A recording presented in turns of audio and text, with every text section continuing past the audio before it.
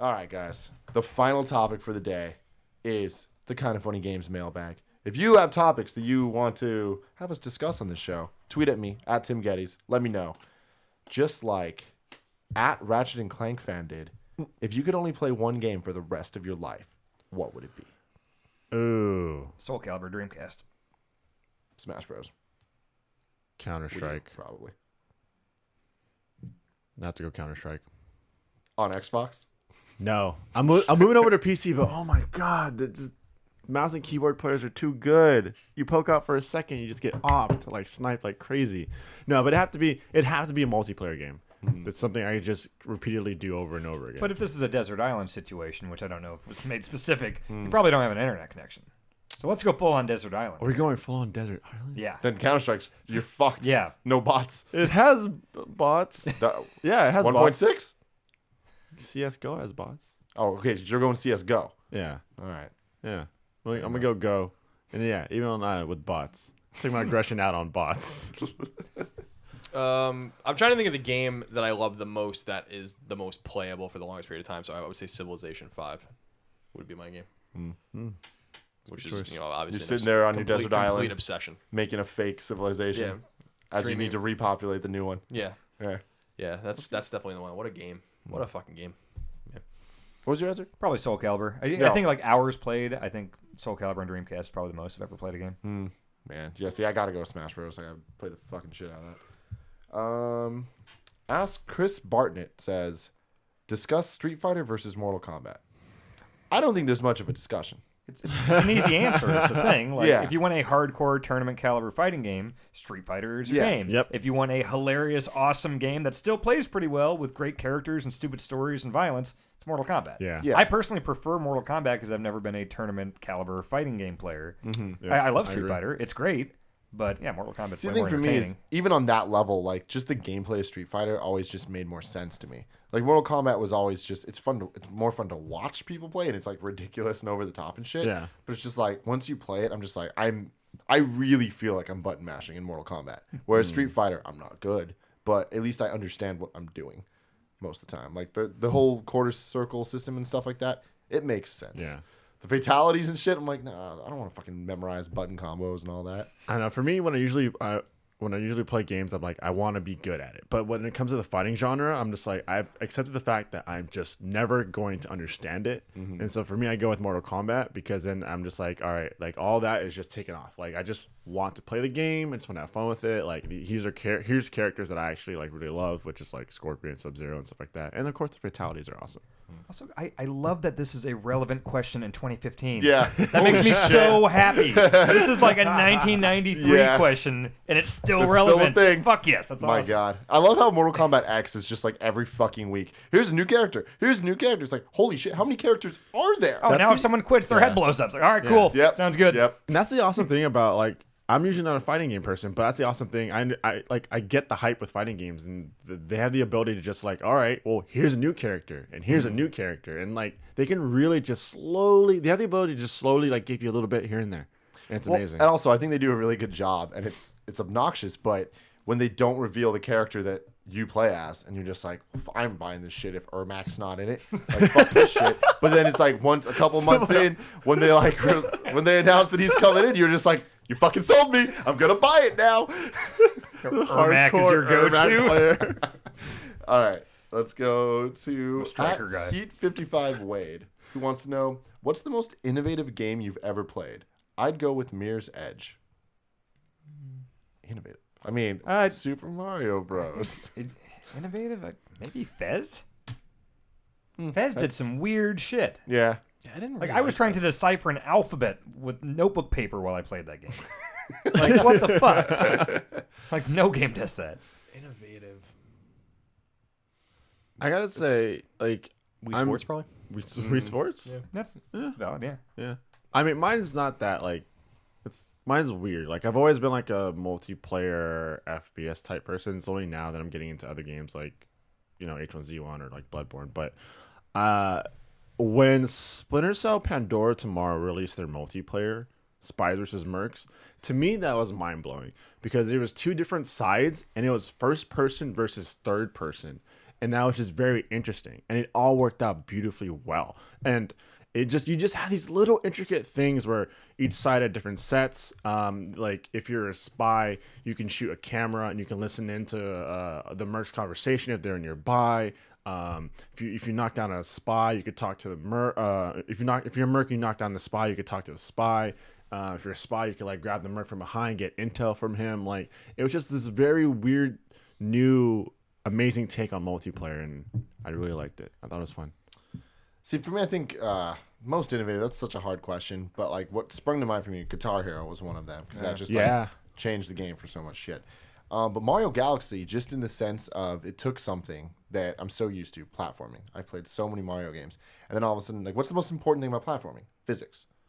They just fucked with the physics in a way that made it so much more interesting than it's ever been.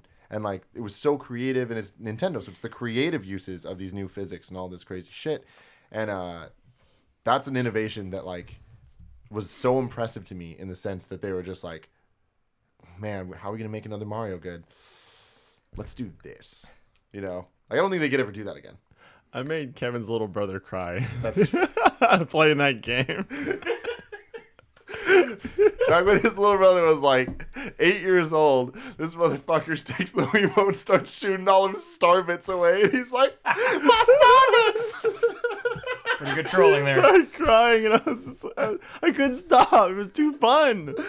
Oh man, that was great. Actually, now that I think about it, I think my answer would definitely be the first Metal Gear Solid. Because I remember like reading the instruction manual before I played it, and just reading the manual blew my mind. Like, you can press circle to tap against the wall and distract them, and they'll walk over, and you can sneak around, and they'll follow your footsteps, and you can snap their necks from behind. And then when you play it, and the music and the voice acting, and you know, everyone talks about like, oh, it's like playing a movie. Like, that was the first time it ever felt like that. Yeah. The voice acting was up to par. The music was. I love the fucking story, and then all the shit you can do to the guards and everything. Like, it did so many different things that no video game had come close to doing before '98. Yeah. So I think that's definitely it. Greg always says like that was the game that like made games mature, like for adults. Yeah. And it was no longer a toy. It was like a real adult experience. Which is funny to think about considering how fucking weird that series is. Yeah, Like, exactly. It's adult, the one where the guy who poops his pants in every game. You know? Yeah, exactly. All right. So Sean Williams wants to know the day Dan got the Guinness World Record. So I don't know what he's talking about. I'm going to ask you, what Guinness World Record do you have? I got 2 Guinness World Records, and son of based a on bitch. what I know of you, Tim, and your interests, I think these might interest you. Good. First one I did was, well, first of all, I worked at Game Informer, and they sent us the Gamers edition of the Guinness Book World Records. And we're thinking, like, I want a Guinness World Record. That sounds like a cool thing to have. So I flipped through and I looked at all the categories and stuff. And so many of them are like, like Billy Mitchell shit. Like, here's the top Galaga score or whatever. And it's like, I don't want to put the time Not in to gonna like, happen. that's crazy. All these Twin Galaxy guys that are super obsessed with it and like studying frames and all this stuff. So I figure like, well, I could do a marathon. So the fighting game marathon was a bunch of guys had done Smash Brothers for 26 hours, I think.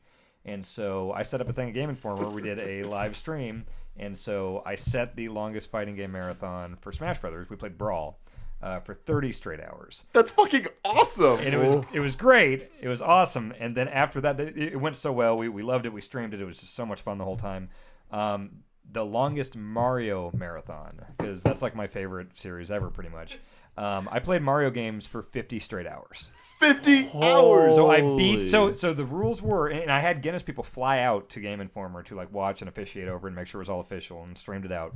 And I got 120 stars on Mario 64 because that was one of the only Mario games I hadn't like fully 100%ed. So I did that on Mario 64. I could play any game with Mario in the title. So if I wanted to, I could pop in Mario Kart or something.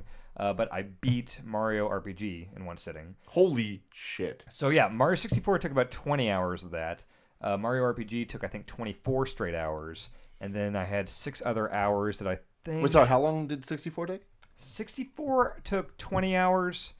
RPG took 24, so that put me at 44. So I had 6 hours where I kind of dinked around. Like, I think I might have done a quick run through Mario World. I think I played a little bit of Mario Kart, but it was the large bulk of it was 64 in RPG.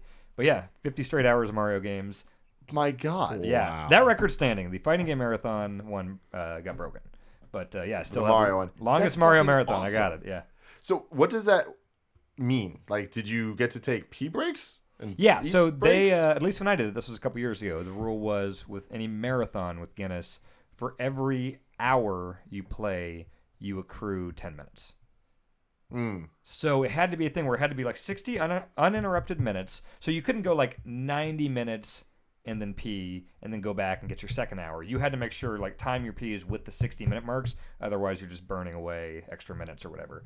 You could also do shit where you're like accruing stuff. So it's like, if I play for 10 hours, I've accrued, what is that, 110 minutes? Yeah. Or 100 minutes, so like an hour 40 or whatever. Really? Yeah. So That sounds like some cheap bullshit. well, so that's the thing is like we did it with a group. So like the second one I organized, we did 6 records at once. So like one friend did the Metal Gear or Stealth marathon by playing all the Metal Gear games. You know, one did the open world marathon with GTA. We did like RPG with Skyrim or whatever. So we set up this huge thing and streamed the whole thing out. It was this huge ordeal. It was awesome. That's fucking awesome. Yeah. It was so it was a sick. blast. It was so much fun and streaming it, like having the chat up on the screens and everything and doing giveaways and shit. It's a blast. It's great. Are you doing this again? Yeah, I always would. I always said I would.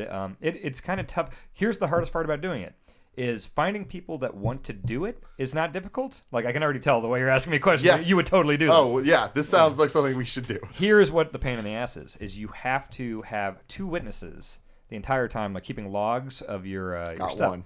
Well, that's the thing is like sometimes if you got friends that are willing to sit in for the long haul, that helps a lot. So I had this friend John Carson who sat in for most of it. But I mean, these people are not getting Guinness records. They're not playing video games. They have to keep logs. It's very unglamorous, and you're just kind of sitting there. Yeah. It's cool. You're bullshitting with your friends and stuff and having a good time. But when you're trying to fill 50 hours, so I mean that's 100 man hours. Yeah. So you need 2 witnesses. That's hard. You got Google calendars and stuff. You got to make sure everyone's Yeah. there. Like, you got to arrange for food and stuff. Like, there's all these little things you don't think about. Could It all two- has to be recorded. Can the 2 people witness multiple things? Yeah. So, like, let's say you got a buddy who's like, okay, I'll be here for 6 hours on Monday, and then I'll come back on Tuesday for 8 hours. You can do that. Yeah. It takes a lot of organizing, but you know, I loved it. I had a blast doing it. Man, that's all. So, what do you get when you get a world record? You get a certificate. You get your picture and your name in the book and everything. That's so cool. Yeah, it's super fun, and it's just it's such a dumb fucking Yeah. bragging point that like my Twitter bio or whatever I can be like Guinness World Record holder. And, Fuck, that's so cool. Yeah, yeah. Man, I love that you did Smash Bros. And Mario. That's the yeah, coolest fucking I knew thing as soon ever. as you asked that, I was like, Yeah. all right, this sounds up Tim's alley. Holy shit, that's great. All right. I don't know what this is, but 311 Phillies wants to know. Dan, describe what it was like to play Super Mario Advance 3 on a roller coaster. Yes, that was one of the first ideas I had when I came to Giant Bomb is I like doing stupid shit and I like doing like dumb stunty shit a lot of the time. And so I called up Six Flags and I said like, hey, I work for this website where we talk about video games and do videos and stuff. Can we come in when your park is closed and strap a bunch of cameras to ourselves and to your roller coaster and see how many times, see who can get farther in Mario 3 while your craziest roller coaster goes around and around and around and around, you know, until one of us pukes or gives up or has to stop. So I talked to Jeff Gerstmann, my boss, into doing it. So if you search like Giant Bomb roller coaster on YouTube, you'll see it. And so we downloaded Mario 3 on our 3DSs. We set up 2 wristbands for it so it wouldn't fly away. Also taped 2 wristbands? Yeah, also we taped the 3DSs to our hands. We had GoPros on our chest, GoPros on the seats in front of us. I talked Six Flags into letting us go before the park opened, and we went on the Medusa roller coaster up here in Vallejo. Yeah. And it's a pretty it's an awesome roller coaster. And so I told Jeff like, yeah, here's the deal. It's whoever stays on the longest, whoever gets farther in Mario 3 before you give up. Like, it's not necessarily who's on the longest. So let's say I went around 3 times and I got off, and he goes 5, but he wasn't as far as me. I win. You still it's win. just whoever gets farther in it. And I wound up getting to the castle in World 1. And I think Jeff lost all of his lives, and he also gave up after 3, I think, and I went 5. Or he did 4 and I did 5. And there was really close to being vomit on that video. But yeah, I would recommend YouTubing it. It's one of my favorite That's great. dumb That projects sounds I've ever like the worked on. coolest fucking thing. It's Oh, great. man. I have a lot of dumb ideas like that. All right. Damian Maher wants to know. Day 1 patches. Are they the worst? Yes, Yes. they're ridiculous. Yeah. But I mean, They're think absolutely that, ridiculous. I think that it's it's good that they're fixing the problems, but it's like those things should have been fixed before. Yeah, stop releasing your games when they're broken. Everyone's fucking tired of it. Yeah. They are the Yeah. worst. They're the total 100%. worst, and it's starting to rubber band on a lot of developers and publishers. People are getting tired of it. You can't blame them. Cody Bernstein wants to know, what mechanics in games would you like to see go away, and what would you like to see come back? I don't think we got enough mileage out of the active reload stuff from Gears. I thought that was a pretty cool system. I like that. Yeah, I agree. Active reload was cool. Yeah, similarly, I mean, with Helldivers, I think one of the cool things that they're doing is like the reload with it's just the idea generally, as we're saying, of reloading where if you have 5 bullets left in your clip and you reload, they're gone. You know, like, because I'm so used to reloading after every shot in a game like Call of Duty, that, you know, in a game like Helldivers, if you have 20 bullets and you use 2 of them, you have 18 left and you reload, those 18 bullets they disappear forever because they're in the cart that you threw away. And that makes sense. So I like those kind of the things that are harder and more grueling. I like a lot. Going back and playing the Mega Man games on Twitch reminded me, even though I could see those games in my fucking sleep, games just aren't hard in that way anymore. They're hard in ways like Bloodborne's hard or something like that, but they're not hard in that way where you feel like you can really master and memorize a game. I don't like weapon degradation. Weapons breaking and stuff. That's just Yeah. not a fun mechanic. No. That doesn't add anything to a game ever. Nope, Yeah, not at all. Nick in Dying Light, he hated that. He just couldn't deal with it. I think you're gonna like this one, Colin. Nico the Torque wants to know, what game studios do you think will take off in the next few years? I think you're going to see the big things from Housemarque. I've been saying that for a long time. I think they're probably, I've said many times on the record, I think they're the most underrated developer in the entire industry. Sorry. And let's see, who else? I'd like to see Sony Bend get kind of more AAA recognition that I think they probably deserve, and I think, you know, we'll see what their next game is and if they're able to do that. And I think, you know, outside of that kind of Nintendo ecosystem, I think you're going to see the rise of a lot of smaller indies. I think that you know, what Steve Gaynor's doing in those guys, I think, you know, at Fulbright, I think you're going to see big things out of them and them get bigger. I think you're going to see guys like Hello Games become bigger. I think you know, some of these smaller indie-centric studios that are, I think, becoming bigger than indie is going to be kind of the new movement. So those particular types of studios, Inti Creates, Concept, those kinds of guys. Cool. At Andoris wants us to discuss the Kojima Konami nonsense. What is there to say, really? I don't It's think so we have weird, man. I don't think we have a lot of information. I Yeah, don't think it's that it's just weird. I like I said on Colin and Greg when Greg and I were on, like, Kojima can go wherever he wants. The person, the organization that's to be very afraid of a Kojima-less future is Konami, who has very little of any consequence in their roster. Like, they're going to be in a lot of trouble in the next few years, I think, to be perfectly blunt. See, my question with this is this some weird Kojami bullshit? Is this some... Not Kojami. No, like I think Kojami should be a thing. Kojima shit where he's just like, is this a fabricated, like, planned publicity thing? I think when it comes down to it, when you're seeing like official like business memos talking about like director appointments moving around and stuff, that's not his style. His is a little more obvious and broad. Like, Joaquin Mogren from Moby Dick Studios has got bandages all over his face, is making this game that's totally not Metal Gear. Like, it's not like this more subtle thing. Like, this reeks of like a real thing. Yeah. Man. And I'd be way more upset about that if there was more story to be told in Metal Gear. But since 4 wrapped up everything going forward and 5 is going to bring everything up, Bridge the to gap. Close the gap, then that We're gonna story be is fine. complete, and I loved it all. So, you know, if we never saw what happened after 2, I'd be fucking pissed. But we did. And it was wacky and awesome. Exactly. Ironically, they were hiring for another Metal Gear game, so it's I like saw that. I don't know, man. The bigger thing for me is, you know, I said it with Amy Hennig, like, when she left Naughty Dog, I can't imagine the opportunities that were given to her. She's writing a Star Wars game. She could have done whatever she wanted. Anything. Yeah. Kojima could demand anything he wants from any number of publishers and get it. Konami is in bad shape. I am going to say it now. Like, they are in bad shape. Like, they don't have anything. They ran Castlevania into the ground. Metal Gear is about to come out. They have PES, and that's basically it. So, like, I have no idea how they even survive without starting to make some new games over the next few years. I'm super interested to see what happens to them. But Just open up a bunch more health clubs in Japan. that is the thing over there. Like, they better get cracking on a new Castlevania game that people actually want to play, because I can't imagine that Metal Gear 6 or whatever is going to be ready anytime before 2025. Exactly. Yeah. Speaking of Star Wars games, Zach Fox wants to know, what do you think Battlefront is going to be like? Do you think it'll live up to 2? Battlefront is Yeah. going to be a It's gonna be good. multiplayer-centric Star Wars game. I think that I might have been completely wrong about this, because I've been saying forever that there's no way that game's coming out this year. And I still don't really believe it's coming out this year.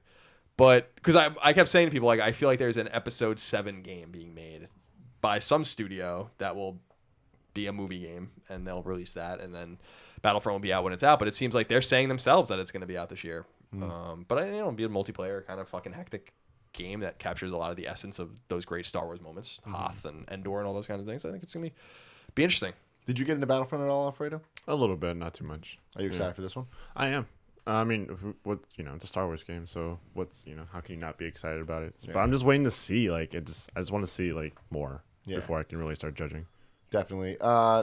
Grant Rand wants to know about game franchises. Wow. Game franchises you want to see make a comeback. We already kind of went into that. Let's go on to Aaron Mayberry. Does nostalgia play too big a factor when thinking of best games ever? Are old games overrated? Definitely.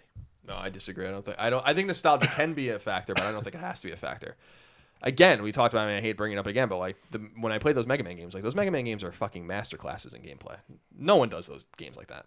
No one makes a game that controls like that feels like that teaches you like those games teach you without a fucking word spoken. Mm-hmm. Yeah, nostalgia does take over sometimes. We over remember games, but there are games that were made back in the day. Like Mario 1 is a masterpiece. It's a masterpiece.